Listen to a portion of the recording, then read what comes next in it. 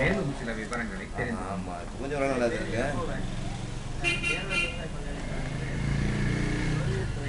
பேராசிரியராக இருக்கிறேன்.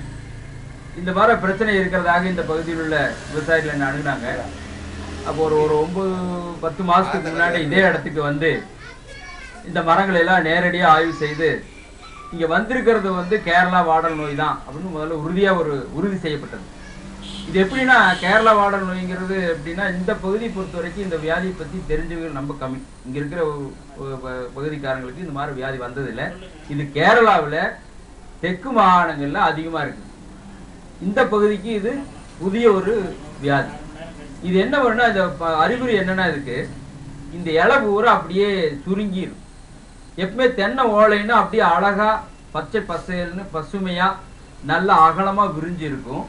இந்த வியாதி வந்ததுன்னா நுனியில் இருக்கிற இலைகள் எல்லாம் சுருங்கி தீ வச்சு கருக்கின மாதிரி நுனி எல்லாம் கருகி இருக்கும். இது ஏன்னா அந்த மரத்துக்கு அடியில் இருக்கிற வேரை பார்த்தீங்கன்னா வேரோட நுனி எல்லாம் பூரா அதையும் கரிஞ்சு போயிடும்.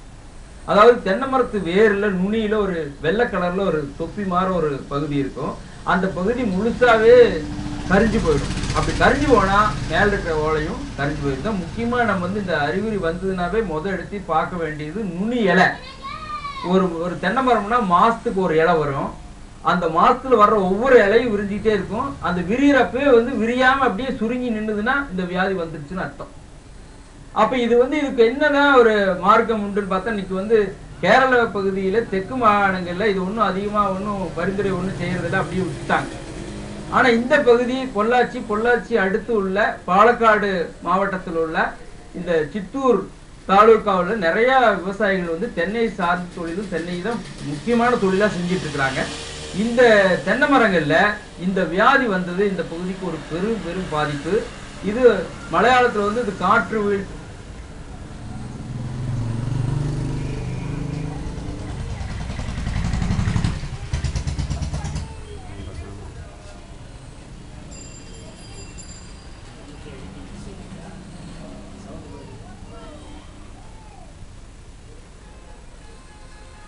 மனசுல வச்சுக்கிட்டு இந்த பகுதியில ஒரு 3-4 மரங்களை மட்டும் எடுத்து கரெக்டா எந்த இடத்துல தென்னை மரத்துக்கு அந்த மருந்தை ஊற்றி கொடுக்கணுங்கிறத ஒரு முடிவு எடுத்து ஒரு இயற்கையான வடிவமைக்கப்பட்ட ஒரு சில ஒரு திரவ வடிவில் இருக்கிற ஒரு சில உரங்களை பயன்படுத்தி, அதாவது இந்த கேரளா வாடல் நோய்க்கு நல்ல ஒரு உளவியல் நுட்பம் தான் வந்து ஒரு பரிந்துரையை சொல்லிட்டு இருக்கிறதுனால அந்த மரத்துக்கு தேவையான எல்லா சத்துக்களையும் சரி விகிதத்தில் பகிர்ந்து கொடுத்து ஒரு ஆய்வு செய்யப்பட்டது. ஒரு 4 வகையான மருந்துகளை பயன்படுத்தி பார்த்து ஒரு 4 மரத்துக்கு மட்டும் இந்த நம்ம நின்று பேசிட்டு இந்த இடத்துல நம்ம கொடுத்ததுல புதிய ஓலைகள் வந்து ஒரு 3-4 ஓலைகள் எந்தவித வியாதியினுடைய அறிகுறிகள் இல்லாமல் நல்ல முறையில் வந்திருக்குது. இது நம்ம நேரடியாக நம்ம பார்த்துட்டு இருக்கிறோம். இது வந்து இந்த ஆய்வுகள் வந்து மீண்டும் இதை செஞ்சோம்னா இந்த கேரளா வாடல் நோய்ங்கிறத இல்லாமல் ஆக்க முடியும்.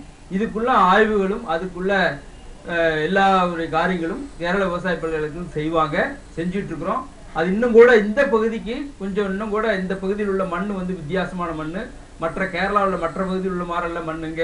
அது மாதிரி மழை அளவு வந்து மற்ற பகுதியில் பெய்யற மாதிரி மழை அவ்வளவு பெய்யாதுங்க.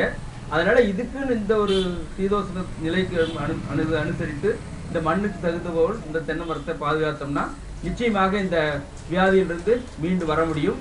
இது இந்த மாகாணத்திலே இந்த பாலக்காடு மாவட்டத்தில் இந்த பகுதியிலேயே இது இல்லாம வேளாண் துறை மூலமாக 20 மரங்களை குறியிட்டு 20 மரங்களுக்கு தேவையான மருந்து ஊற்றி பார்த்ததிலையும் அதுல நல்ல ஒரு அறிகுறி மாறி இப்ப நல்ல நிலைக்கு வந்திருக்கிறதாக இன்னைக்கு அது செய்தியா வெளியிட்டு இருக்காங்க. அதனால உறுதியா விவசாயிகள் எதுவும் கவலைப்பட வேண்டியதில்லை. இதுக்கு உறுதியான ஒரு மார்க்கம் உண்டு. இதை வந்து நிச்சயமா இந்த கேரளா வாடல் நோயிலிருந்து நம்ம நிச்சயமா மீண்டு வரலாம். ஆனா விவசாயிகள் வந்து சொல்ற ரீதியில நம்ம சொல்ற மாதிரி என்னென்ன சொல்றோமோ அதை வந்து காரியமா செய்யணும். அதுதான் இங்க நான் விஞ்ஞானியை சொல்ல வேண்டியது அது ஒண்ணுதான். தென்னை மரத்தை பொறுத்த வரைக்கும் சரியான முறையில அதுக்குள்ள எல்லா வேண்டிய உரங்களையும் சரியான சமயத்தில் கொடுப்பதே இதுக்கு நிரந்தர தீர்வு. தென்னை மரம் அப்படிங்கிறது அந்த காலத்துல இருந்து இன்னைக்கு வரைக்கும் ஒரு கற்பக விருட்சம் சொல்லிட்டு பல பழங்களை தரக்கூடிய ஒரு மரமாக பார்க்கிறோம்.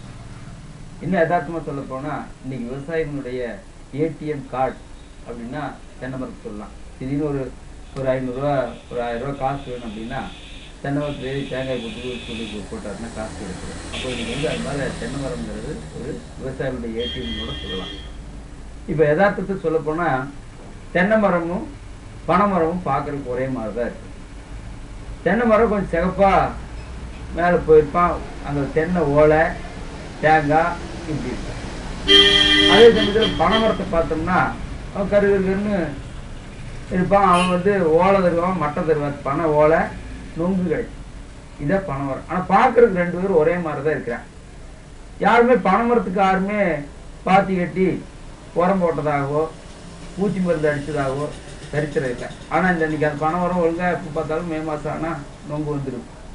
இந்த தென்னை மரம் மாத்திரம் பார்த்தீங்கன்னா நிறைய எடுத்து தோப்பாட்டு ஆக்கி வச்சுக்குவாங்க, வட்டை பார்த்து போடுவாங்க, தொட்டி பார்த்து வைப்பாங்க. ஆனால் ஒரே மாதிரி சீரான முறையில் தென்னை மரம் காய்ச்சிட்டு.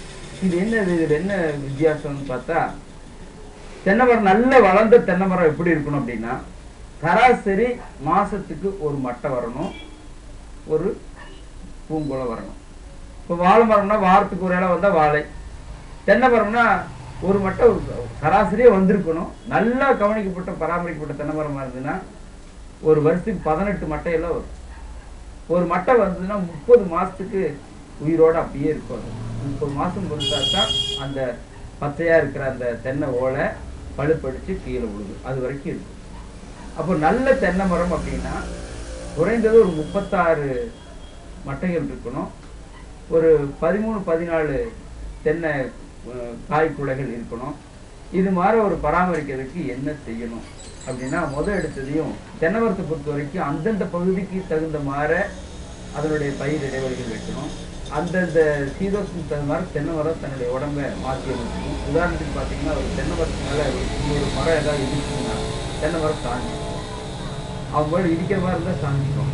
அந்த மாதிரி நிறைய அதனுடைய குணங்கள் வந்து ஒவ்வொரு இடத்துக்கு தகுந்த மாதிரி அவன் மாற்றிக்கக்கூடிய ஒரு வல்லமை படுத்தணும் தென்னை. இப்போ தென்னை மரம் என்ன இடைவெளி வைக்கணும்னு சொன்னால், நான் அனுபவமாக தெரிஞ்சுக்கிட்டது என்னென்னா, அணில் தாவா மரம் 1000 இருந்தால் அரசனுக்கு சமம்னு ஒரு பழம் சொல்லி நம்ம மூதாதையர் சொல்லிட்டு இருக்காங்க. அணில் தாவா மரம்னா ஒரு மரத்திலிருந்து இன்னொரு மரத்துக்கு அணில் தாவக்கூடாது, அந்த அளவுக்கு இடைவெளி இருக்கணும். இப்போ ஒரு இடத்துல பார்த்தீங்கன்னா நம்ம புத்தகத்துக்கு சொல்லுவாங்க 25 அடி போதும் அப்படின்னு சொல்லுவாங்க. 25 அடி போதுமா அப்படின்னா, அந்தந்த பகுதியில் நிறைய மழை பெய்கிற இடம் இருக்கும், ஒரு இடத்துல குறைவா மழை பெய்யும். அப்போ மழை பெய்யறது மாதிரி அந்த தென்னை மரத்துடைய வாழிப்பும் ஒரு சில ஒட்டுத்தலை வைப்பாங்க, நாற்றம் வைப்பாங்க.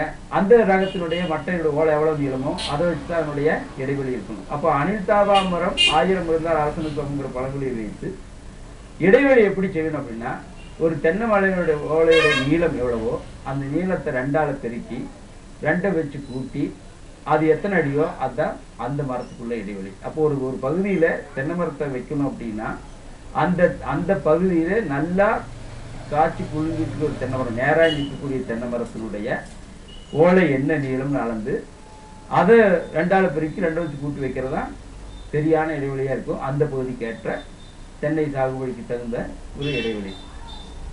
இப்படி தென்னை மரத்தை வளர்த்துறோம். நான் முதலே சொன்னேன், தென்னை மரமும் பனை மரமும் பார்க்கறதுக்கு ஒரே மாதிரி இருக்காங்க. ஆனால் பனை மரத்துக்கு வந்து தண்ணி விட வேண்டியதில்லை. ஒரு சில பகுதியில் பார்த்தீங்கன்னா இன்னைக்கு ஏதாவது மழை மாறி உண்டான்னு கேட்பாங்க.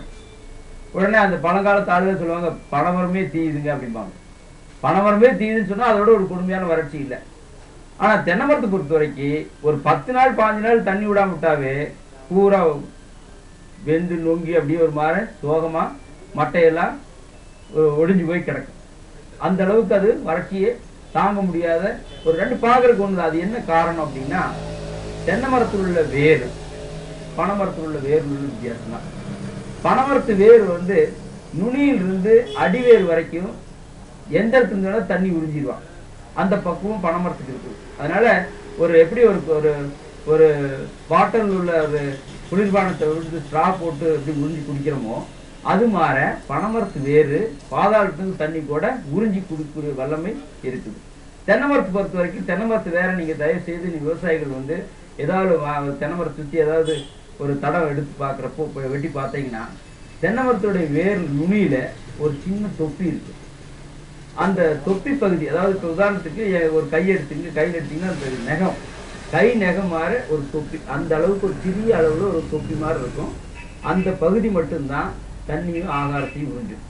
அந்த முழு பேரும் தண்ணியே உறிஞ்சாது. அதனாலதான் ஒரு தென்னை மரத்தை பொறுத்த வரைக்கும் ஒரு 3-3 அடி தள்ளி ஒரு வட்டப்பாத்தியம் வச்சு அந்த வட்டத்துல தண்ணி வீணா போதும், வேகமா தண்ணி இருக்கும். அப்ப மற்ற பகுதியில் இருக்கிற தென்னை மரத்து வேற பாத்தீங்கன்னா ஒரு மாதிரி குறுகுருவா சின்ன சின்ன ஓட்டையா இருக்கிற மாதிரி இருக்கும். அதுல பூரா காத்து போகக்கூடிய இடம்.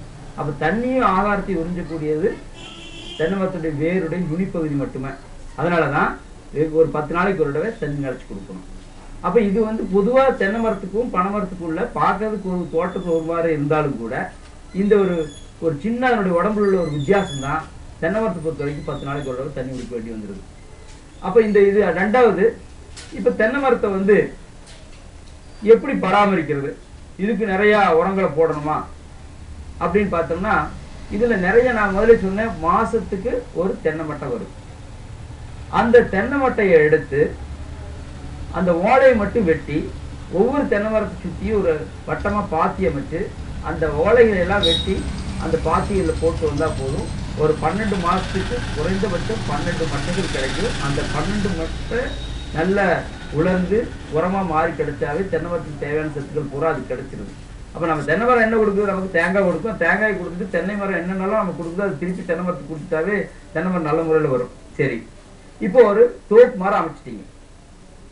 இதை நான் பணியேற்றிருக்கிற இந்த கேரள விவசாய பல்கலை பகுதியில் ஒவ்வொரு தென்னை விவசாயிக்கும் நான் காரியமா சொல்லுவேன், தென்னை மரத்துக்கு ஜாதகம் எழுத வேண்டும் அப்படின்னு சொல்லுவேன்.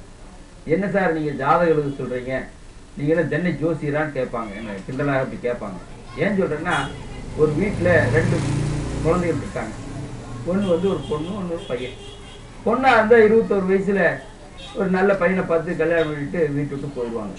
பையனா இருந்தா ஒரு 27 வயசு வரைக்கும் படிச்சுட்டு அவர் ஏதாவது வேலை வாங்கிட்டு சென்னையோ பம்பாயோ அது மாதிரி வெளிநாட்டுக்கு போயிடுவார். ஆனா தென்னை மரம் 100 வருஷத்துக்கு நம்ம ஓட இருக்குது. அப்ப ஏன் ஒரு 21 வயசுல நம்ம வீட்டிலிருந்து போகக்கூடிய ஒரு பெண்ணுக்கு நம்ம ஜாதகம்